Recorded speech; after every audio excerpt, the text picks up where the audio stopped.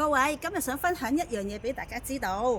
前陣子咧，我成日都喺屋企咧喺度拍片啊、搞片啊，成日坐喺個梳化嗰度喎。哇！突然之間發覺咧，自己咧就係條腰粗咗啦，同埋呢個大髀咧就粗咗啦，又係。咁後尾咧點搞咧？就係要即係喐下啦，做下少少運動啦，咁樣啦，咁都 OK 得咗少少嘅。但係發現呢度唔知大家知唔知道？呢度有兩嚿肉嘅係好難搞嘅，永遠都去唔到嘅。後尾咧，我偶爾之間咧係發現咗一個辦法，係真係有效嘅。乜嘢咧？就係拍打啦，就係咁樣拍啦。咁而家係為咗呢兩嚿肉咧，咁就喺呢度咧拍多少少。理論咧就唔會喺呢度講噶啦。總之咧，我就係發現到呢個方法咧係 work 嘅，所以咧一定要即刻分享俾你哋知道。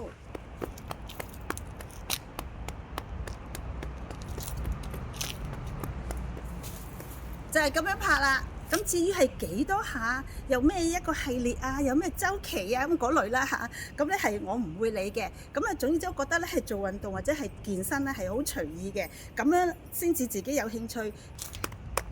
嗱，大髀都係一樣，隨意拍打下。咁我真係大約拍咗3個星期，咁呢度咧真係細咗喎。呢一樣嘢係我自己親身去經歷嘅，咁係試咗嘅，真係 work 嘅。總言之咧係好順手嘅，坐完梳化起身就係拍下佢，咁樣令到佢啲筋絡啊係鬆翻，唔使掹到咁緊。咁或者係嗰啲可能脂肪啊嗰啲咧就亦都冇積聚喺度。記住試下啦〜